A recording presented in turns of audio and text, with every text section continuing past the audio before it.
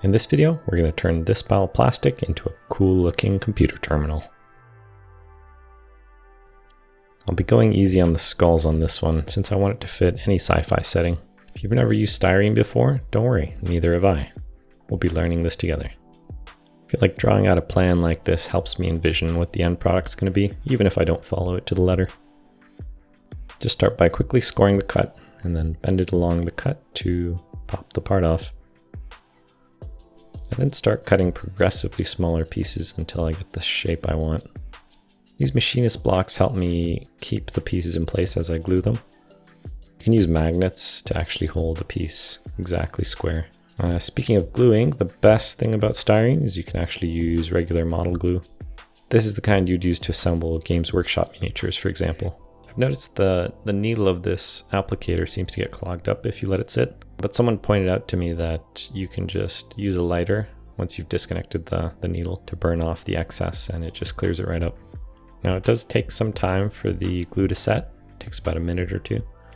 But if you're working in batch, you can actually add a couple pieces together before waiting for them to fully set. You can also use a brush to kind of spread it around. The way this glue works is it actually breaks down the chemical bond in the plastic on both sides. And then as the solvent evaporates, the plastic fuses back into a solid, leaving you with effectively one piece. And some of these pieces I had to get a bit creative on ways I positioned them.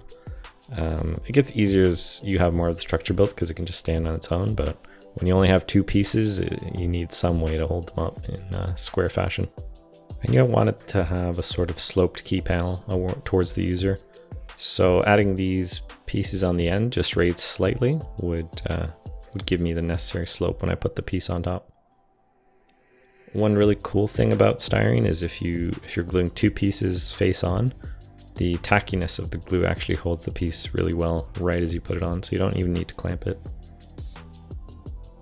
As I was putting these together, it definitely picked up speed. You sort of get into a groove. You cut, snap, and then apply glue, put it in place, cut, snap, apply glue, put it in place. It's almost like a rhythm. I'm also going to mention the smell here. So if you've ever smelled nail polish remover, this is kind of what that smells like.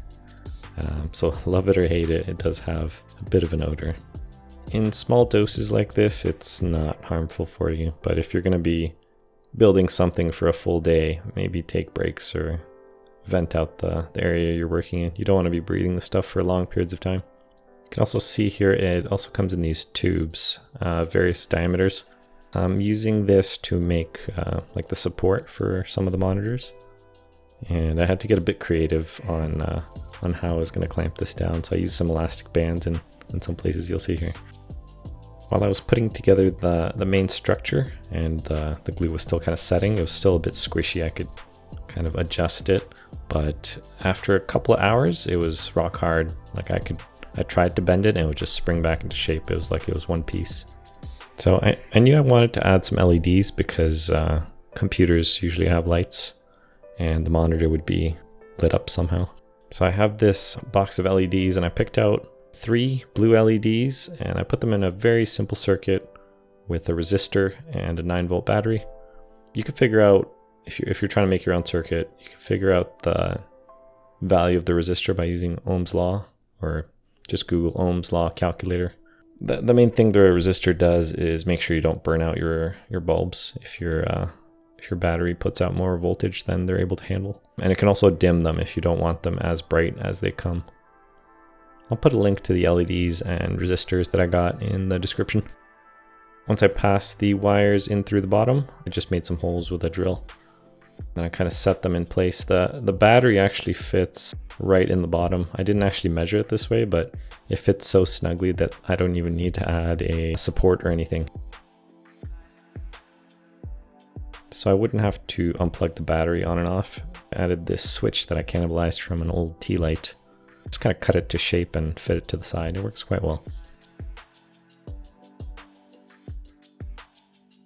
Look at that. You could call this a gaming computer now. Do you think it'll run Crysis? After trying some other 28mm miniatures for scale, I realized they're going to be staring up at this thing. They'll have a really hard time reaching the controls. So I added this little platform that is a bit raised up and makes the scale a bit better.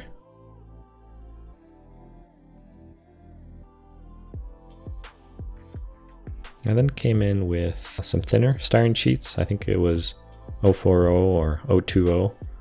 And I added cladding to the monitors and the panels for all the keys to go on.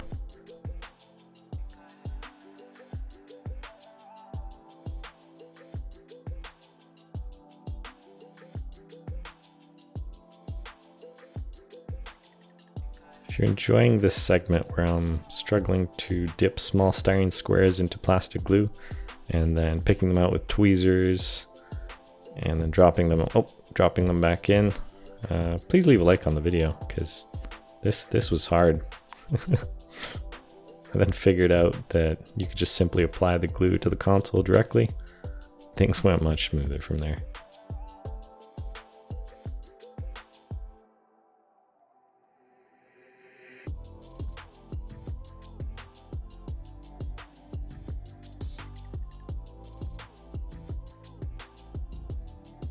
Felt like the back needed some attention, so I used more of this styrene tubing to add some cable channels, and they also made great cable ties, to which I glued some of them in various places and then ran this thin network cable wire through them at various locations.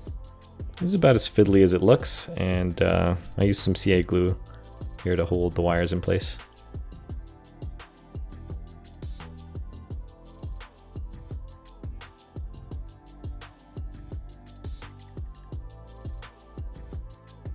After adding some final details to the platform and masking off the switch, removing the battery of course, I then invoked the darkest color I could imagine, and presto.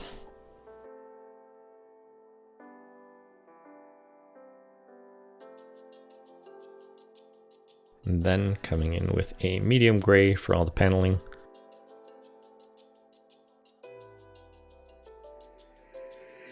To match the LEDs, I decided to base coat the monitors in blue as well. I wanted to try a stippling technique I saw on my friend Mitch's channel, Tyrannosaur. I don't have an airbrush, so I tried to get some smoother blends going here.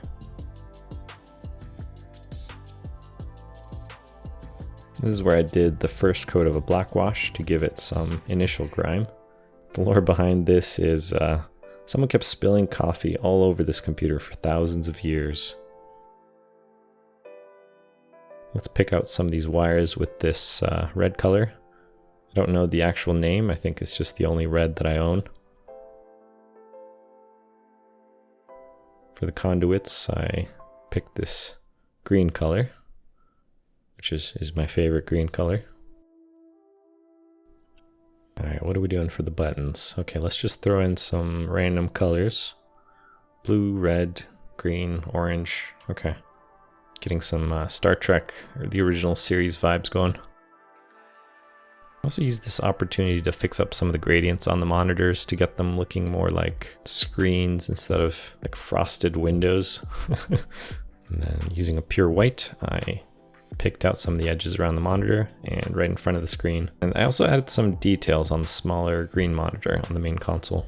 As I started doing the same for the main monitors, I realized this is going to be really tedious and probably look like garbage. So I just blended it back in with some water. I then cut out some clear plastic from the recycling bin and glued in these star chart printouts on the inside of each plastic insert. I just used PVA glue here. My thoughts were these would be easy to remove and switch out if I ever feel like it. And if I just take them off, the screens look pretty cool anyway. They're only held in place with a little CA glue, so should be easy to remove. I also wanted to give a warm shout out to my newest patron, Bloodless. This dystopian corporation that apparently manufactures these computers is now named after you. I don't know why they use the Windows logo. Don't read too much into it. Now we're just adding another coat of grime to the back to help give the piece about 40 more years of use, and I think that pretty much wraps it up. If you want to support the channel and join in on the conversations I'm having on Patreon, I'll leave a link down in the description. And thanks to the rest of my patrons. Your help is very much appreciated. Hope you enjoyed this video as much as I did making it. Hope to see you again in the next one.